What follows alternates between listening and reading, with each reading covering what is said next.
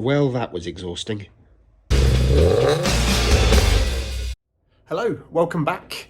I'm in the garage again, and it's more bad luck on this MR2. This thing's cursed, but let me show you what I found now. Check out this. This is actually one of the steering rack bushes, and these are pieces of the metal that goes around it. So my steering's been a bit off-center ever since I put everything back, and I was trying to figure out why, and then I realised that the steering rack was higher on one side than the other, and there was a bit of a gap. And I was thinking that on this bush there was a U-shaped mount that the steering rack went on top of this, because that's how the Mark IIs are from what I can see online. But no, turns out it is a circular mount, and the bottom of this was just shattered, so the mount somehow wedged itself up a little bit, and that's why I couldn't centralise the steering. So there's no way to fix that. I actually need to get a whole new steering rack, which is a pain in the arse.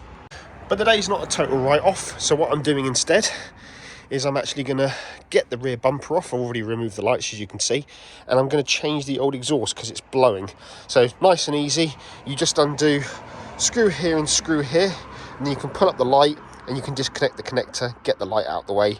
Same on that side. I've just placed the light there because I haven't packed it away yet, but you've got these plastic clips along here that you have to undo. There's a couple of bolts here that keep the bumper on, and then behind the number plate you've got a couple of screws that mount it here, but this is actually free. So all I need to do is remove the rest of the plastic clips up across the bottom. There's a couple of plastic clips in the wheel arches as well, and then once I undo the bolts here and then the other side, I can then get the bumper off and I can get to the exhaust. Let's take a look at what we're up against.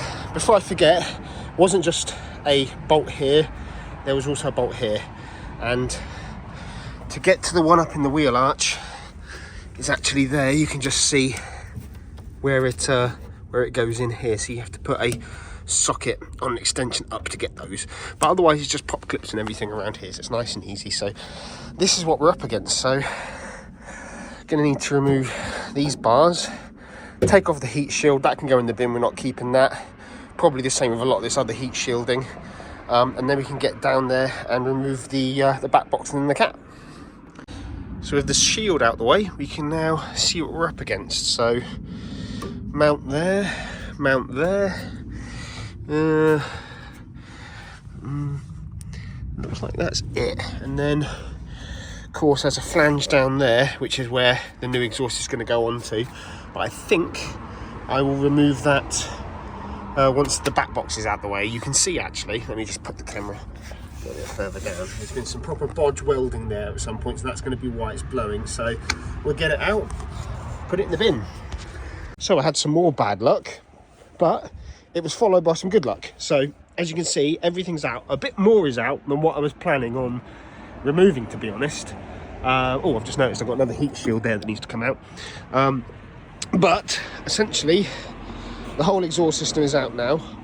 What went wrong is on this downpipe going into the catalytic converter, it snapped off, and also this bolt that was at the back of the exhaust, this is the front under here and this is the back, this actually rounded off, so I couldn't get to it.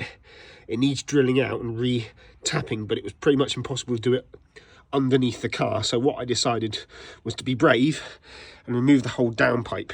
So I had to remove a couple of bolts here to undo it from some lower brackets that hold it onto the side of the block, and then I had to be extra brave and undo the 5 manifold studs. Now, if anybody out there has ever removed a header from the side of an aluminium block before, you'll know exactly what I'm talking about. A lot of the time when you undo these studs, the nuts don't come off, the studs actually unwind themselves from the head, and that is my biggest fear. But I don't know how I've managed to undo all 5 of them without any of the studs coming loose, which is fantastic. So the last thing I need to do before I start to play with the shiny new exhaust stuff is I need to get this bolt out.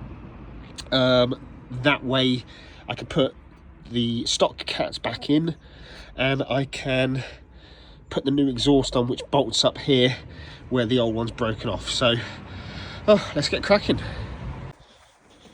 Okay, broken nut is off. Cat's back in, which is great. Just got to put the landers back in, and then I can start to connect the new exhaust from the flange there. So the exhaust is in.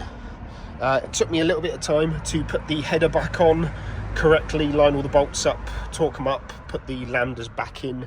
But yeah, everything fitted okay.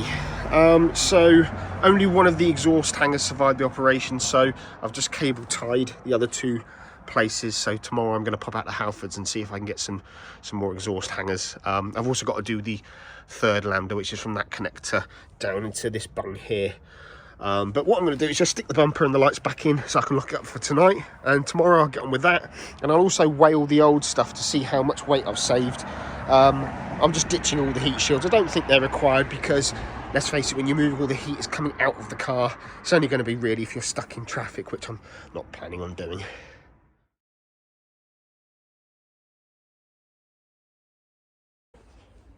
Okay, so hangers done, bumper's back on.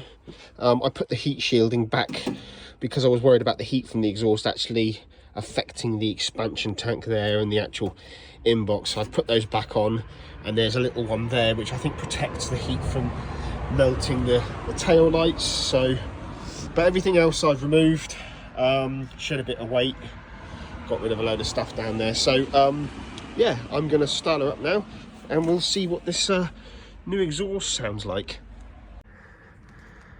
Okay, take it out of gear.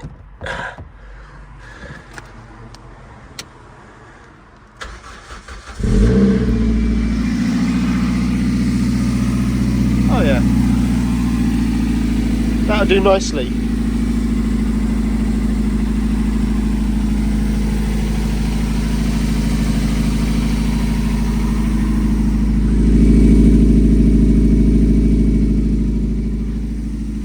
Very nice. Oh. Very nice. Well, I think that's where I'm going to leave it today. I have to wait for the... oh, look at that. There's a lot of WD-40 and stuff in the engine bay, so... yeah, when I was undoing bolts, everything got caked in WD-40, so... yeah, that's fine. It's going to burn off and then it'll disappear. But yeah, I think that's where I'm going to leave it today. I have to wait for the rust eater to dissolve all of the surface rust in the rear chassis. But then maybe tomorrow I can put some paint on that, and then later some under sealer, and then I can put the bumper on properly, reconnect all the number plate and the reversing light.